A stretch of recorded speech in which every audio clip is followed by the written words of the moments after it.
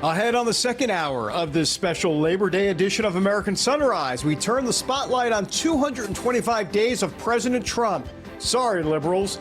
His greatest triumphs both domestically and internationally, and how he is rewriting the rules on how Washington operates. Plus, looking to our nation's youth as we look to our future. A new poll finds that young people are now overwhelmingly Republican. The details ahead. And the slow death of MSNBC, the bastion of the leftist establishment, down and just about ready for the count as it bleeds money and loses viewers by the thousands. We're taking you inside the sinking ship. Those stories and more as the second hour of this special Labor Day edition of American Sunrise starts right now. Good morning, America. Welcome to American Sunrise. Whether it's culture, We have breaking news to share with you. politics, President Trump is joining us live now from Florida. we've got you covered. This is what it looks like to be a patriot. We have to protect the American family. The American dream is still alive. I'm David Brody. I'm Terrence. And I'm Dr. Gina. Welcome back, everybody, to the second hour of American Sunrise. I'm David Brody, coming to you from D.C. Let's bring in Dr. G in West Palm, T. Bates, in our Denver newsroom. Happy Labor Day to both of you guys. You know, one of my memories of Labor Day is not a good one, and I don't mean this like in a depressing way. I'm about to make somewhat of a joke, though it's not really a joke. I sat on I-95, guys, for 8.5 hours trying to get back on Labor Day from New York to D.C., 8.5 hours. It normally takes 4 hours. Okay, maybe 3.5 if I'm driving in a more of an energetic fashion. But 8.5 hours. And that's it. That's my Labor Day experience, Well, Dr. happy G. Labor Day, David Brody. And Thank you. Sorry to kick us off on a depressing note, but yeah, sure. Well, guys, look, I'm going to try to get the headlines here really quickly so that I can get today's labor out of the way and get to the pool before it closes for the season. We've got a little neighborhood pool, and it usually closes right after Labor Day. So I'm trying to get out there and do my Joe Biden, just be out there. Hey, everyone. Yeah, you can fall off your bike while you're at it on a Labor Day. Why There you go, right. You know, if you ever look as white and pasty as Joe Biden looked on that beach, it's over for you, T. It's over. It's been over. Right. You're right. The mental picture alone. Yeah. All right, guys, it is Labor Day, and if you happen to leave town to go see family or friends, you've probably got a hike ahead of you to get back home. But we've got some advice that's going to get you back home a little safer and hopefully quicker. First of all, if you're about to hit the road to head back home, here's a summary of traffic predictions for the tail end of the Labor Day holiday. This is coming to you from AAA. This past weekend, typically one of the busiest travel periods of the year, AAA predicting a busy Labor Day weekend in general for travel, with domestic travel numbers expected to be up by about 9% compared to last year. Gas prices are lower, though, than last year, which may be a contributing factor to increased travelers. Today, heavy traffic is expected throughout the day, particularly between 11 in the morning and 8 at night. So, when is the best time to try and travel home? Well, Labor Day Monday. AAA suggests that you travel before 10 o'clock in the morning. So go on and get in your car right after American Sunrise signs off for a bit of smoother sailing as you head home. AAA also offering some more travel tips, including utilizing traffic apps and local news to monitor real-time traffic conditions. They also warn that you should be cautious of other drivers, as high-speed driving tends to be a bit more prevalent during the Labor Day weekend than most other weekends. AAA also says that it expects to rescue more than 300,000 motorists over the holiday weekend. That would be people who were stranded with flat tires, dead batteries, and lockouts being the most common reasons. And if you happen to fall into one of those categories, remember to bring the car into the shop the weekend before the holiday in order to avoid being stuck on the road. If you're flying, you may want to put your feet up and, if possible, extend your trip a day or so just to save yourself some heartache and headache. Stay away from the airport because you'll definitely avoid the rush of Monday return flights. Airports are expected to be very busy today. Monday predicted to be the very busiest, potentially even the busiest day on record for the TSA. where you are flying out of and into will also determine how rough your commute is ultimately going to be. The busiest airports today will be Hartsfield-Jackson Airport in Atlanta, Chicago's O'Hare Airport, and DFW in Dallas-Fort Worth. You can also potentially save yourself some money by flying out on Tuesday or even Wednesday, according to Fond Travel. Also, arrive at the airport at least 2 hours before your flight for domestic travel. Make that 3 hours if you're heading internationally.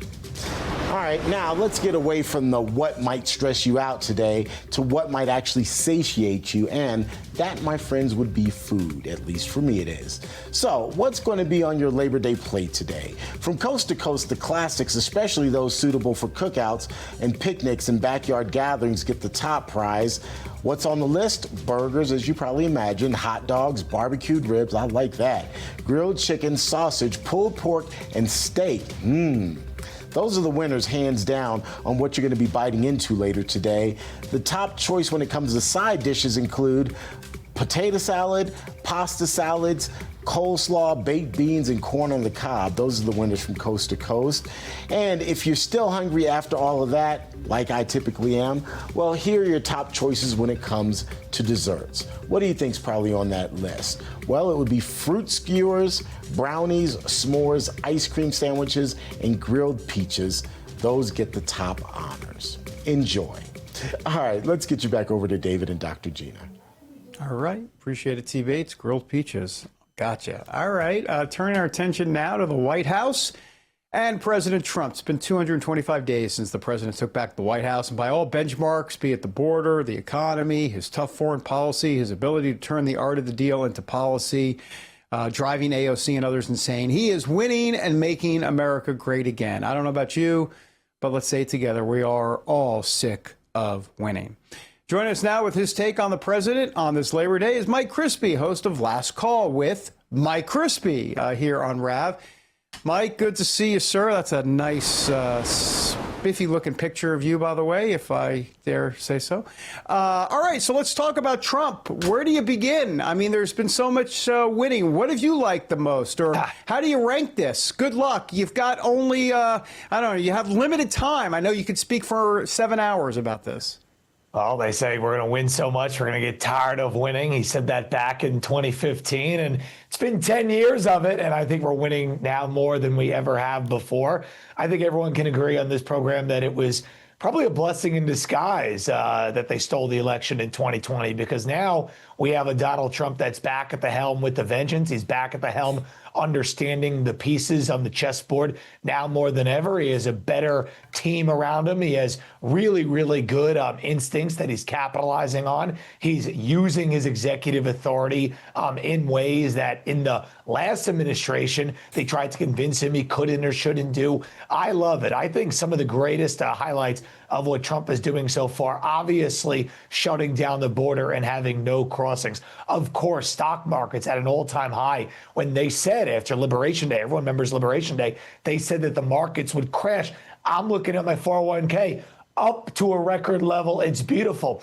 And then, of course, President Trump now turning to things that are a little bit more recent in the term, such as stopping violent crime in major cities. You know, even though a city is blue or red, it doesn't matter. It's still an American city. And President Trump has shown that it doesn't matter what the voters are voting in those cities. He loves the country. He doesn't want those cities to become just filled with squalor. So what he's doing with D.C. and what he might be doing with Chicago and New York, I think that's a great roadmap for the future. And, of course, what he's doing on the world stage, stopping foreign wars. I think he stopped like 9 foreign conflicts from breaking out. And, of course, doing things that nobody would have thought possible in recorrecting trade imbalances and stopping hostile actors from doing things that would inevitably tangle us up in billions of dollars of taxpayer money going overseas. So he's stopping all that. He's doing a great job. We give him an A+ so far, and we got 3.5 years to go. So I don't know, David, if we could take all this winning for 3.5 more years. It's going to be something.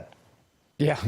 Hey, Hey, Mike, Doge uncovered billions of dollars of waste at the beginning of this second Trump presidency, but I don't hear a lot of people talking about Doge anymore. How can we get that enthusiasm back? How can we get the traction from Doge back so we continue to save money, so we continue to find the fraud, waste, and abuse?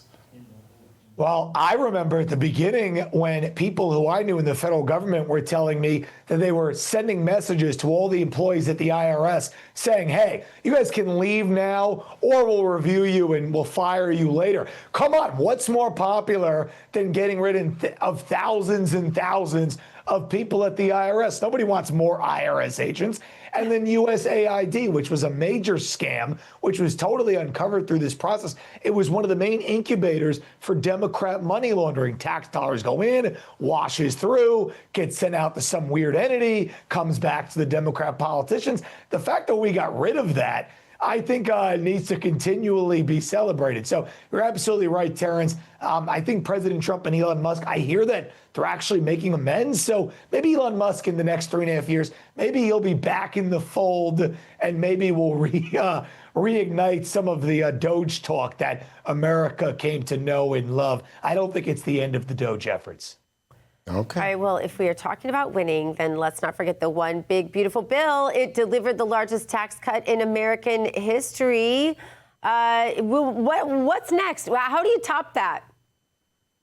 Well, that one big, beautiful bill got $150 billion of funding for our border protection efforts. That's historic because President Trump not only was able to cut the deficit with that bill, but he was also able to secure historic funding to do the most important thing on every single American's mind, and that's get millions of people out of the country. So the fact that they were able to pull it off was amazing. I think what's going to happen is we're going to obviously see economic prosperity boom in the next 3.5 years because the tariff revenue will continue to come in. They're saying that interest rates are going to get cut at this point. It looks like President Trump is winning that fight. That combined with kicking millions of people off the entitlement systems and deporting them out of the country where they belong, Kilmar Abrego in Uganda, we need more of that. That's going to lead to more economic surplus for the country. And by the end of the 3.5 years, we're going to be richer than ever before. It's going to be great.